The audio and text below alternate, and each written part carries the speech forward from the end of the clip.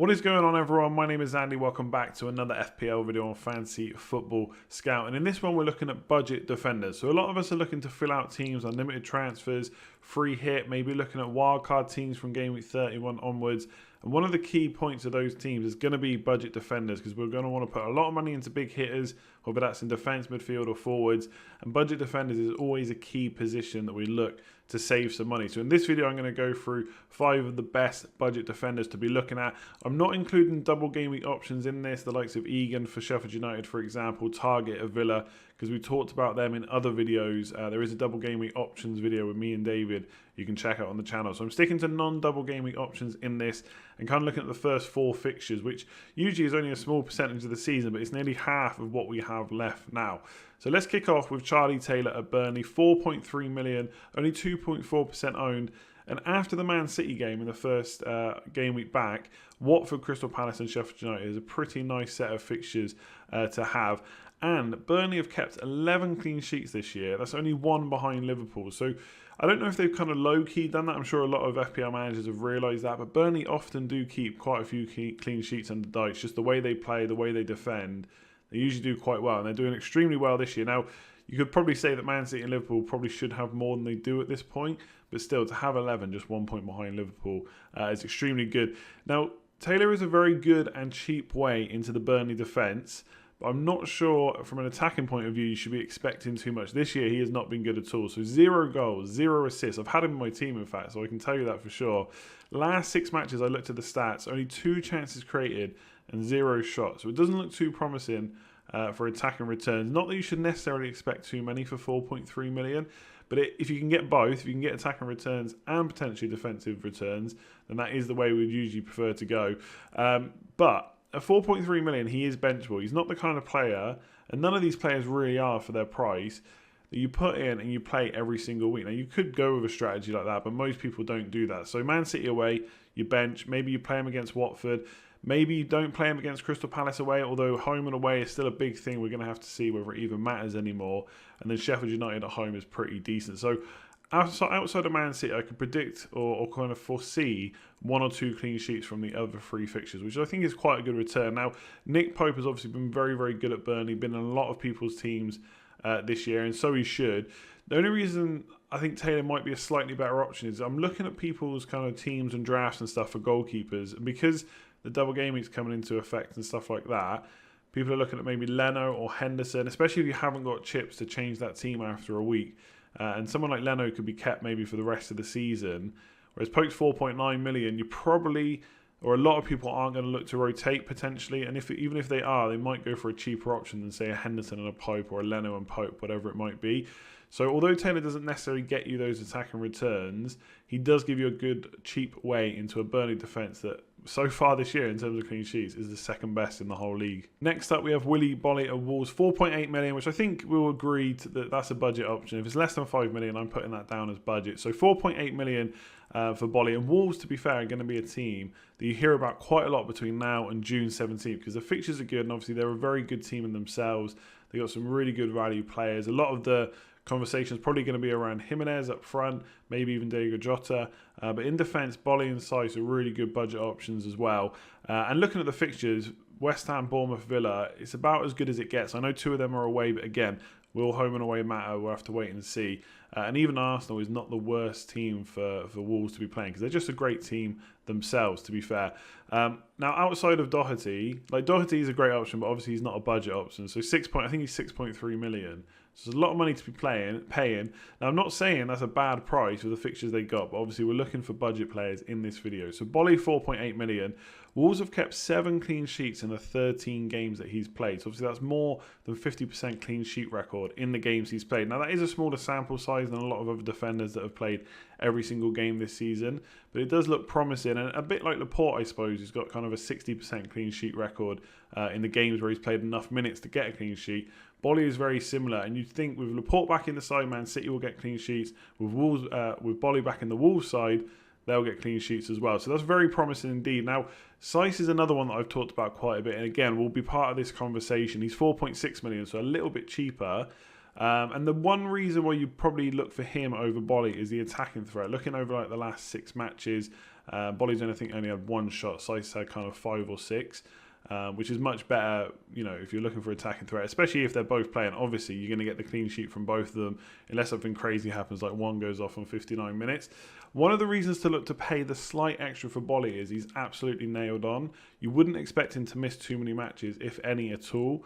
Now, Saiss is an interesting one because he kind of didn't have his place in the Wolves side, then he kind of won it, and then he stayed there. And it was him and Bolly playing as the centre-backs before the season ended. So my assumption would be that Saiss will carry on in the team. But if you want that absolute assurity of starts, you go for Bolly. But attacking threat-wise, we could see more returns from Saiss, and you pay less for him. So one of these two is a good option. I actually swapped Bolly to Saiss during the lockdown kind of transfers when we were able to do like a slow wildcard when the games weren't being played. But I'm not sure I'd be too concerned if I had Bolly. I still think he's a really good option. On unlimited wildcard, unlimited transfers, would I swap? Potentially, but a surety of starts, Bolly's your man, 4.8 million. Next up, we have Max Aarons, Norwich, 4.3 million. Now, he's a defender which I feel like at the start of the season, people got quite excited by in general. I think there was talk of him maybe going to a bigger club than Norwich. At least pre-season, maybe not during the season. I think most of us have probably ignored him and most Norwich defenders for the season because they have conceded quite a few goals. Interestingly though, last 7 games of the season, they seem to have been building up a little bit of momentum instead in terms of kind of doing better defensively. So in the last 7 games, they only conceded 7 goals, and in 3 of those games, they got clean sheets. So a 3-7 record, again, obviously we're talking about a very small sample size, is extremely good. And if they could do that for the rest of the season, I think we'd be laughing with someone like Aarons at 4.3 million. So obviously it is a small sample size, and the other problem you've got is how much of that was momentum and how much do they need to keep that momentum in order to keep the clean sheets and the lack of goals they were conceding going. Now they've had a 3-month break. Will they come back and continue to concede goals like we saw for most of the season? It is a little bit of a concern. Now Aarons isn't necessarily, a bit like Charlie Taylor, isn't necessarily the best going forward. His stats are a little bit better. Last 6, he's had 2 shots from 4 chances created. And you've got to remember again, he's only 4.3 million.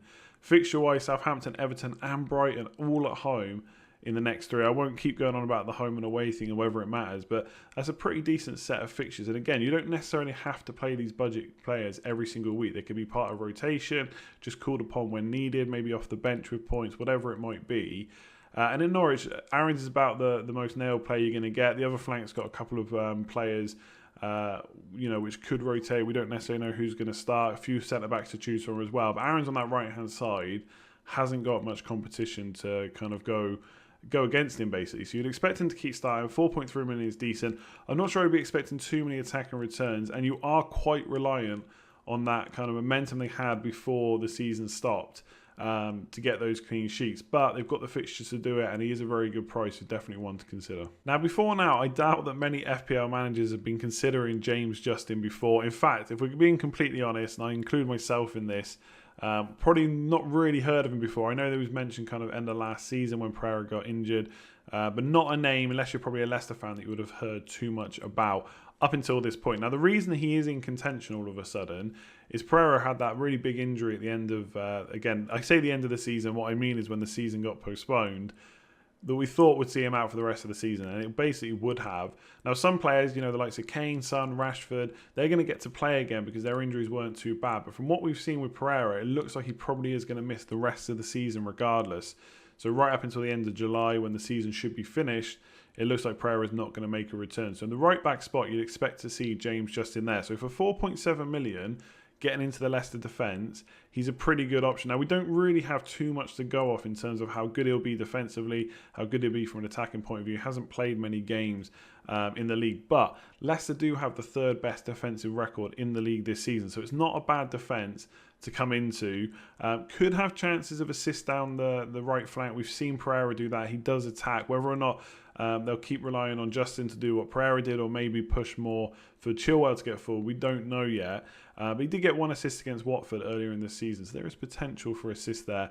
The only kind of issue, I don't really have an issue with him, but for 0.2 million more, you can get Soyuncu for 4.9 million, who we know is absolutely nailed on.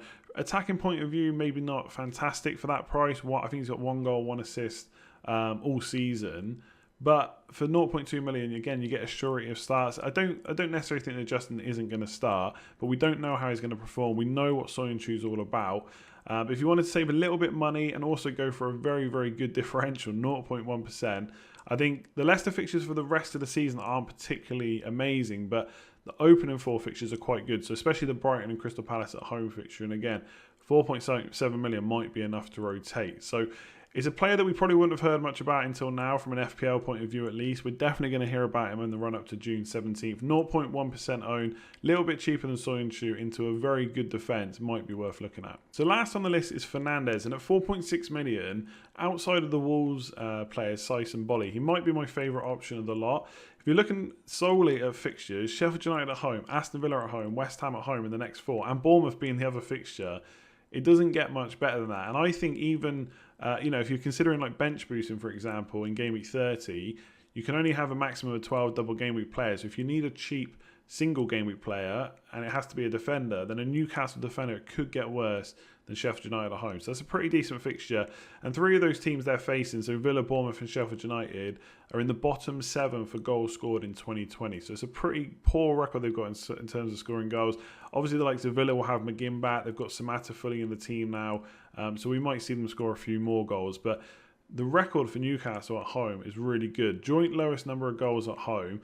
And I actually looked at a site called Footy Stats, which shows you the number of goals conceded on average at home and away, and then works out what the home advantage is. So, how much more chance they are, or less chance, I suppose, they've got of conceding a goal if they're playing at home. And it was a 39% home advantage, and that was the most in the league. So out of all the teams in the whole league so far this year, if Newcastle are playing at home, they've got a much less chance of conceding versus what their performance is away from home. So very good indeed. Again, the home and away thing is going to make a big difference. If that's not a thing anymore, then maybe that doesn't matter. If it is, and it continues to be, then 3 really, really good home fixtures in the first 4 games could pave the way for very cheap clean sheets. Now, the likes of Aston Villa are obviously in a relegation battle. Sheffield United have still got something to play for in terms of European places, so it's not going to be easy games. But I think for 4.6 million, it's a pretty good option. Like I say, you could go for Lascelles, 0.3 million, but Fernandez with 4 attacking returns already this year, and the potential to pick up bonus. I think there's only 3 other defenders that have beaten him in terms of bonus picked up this year.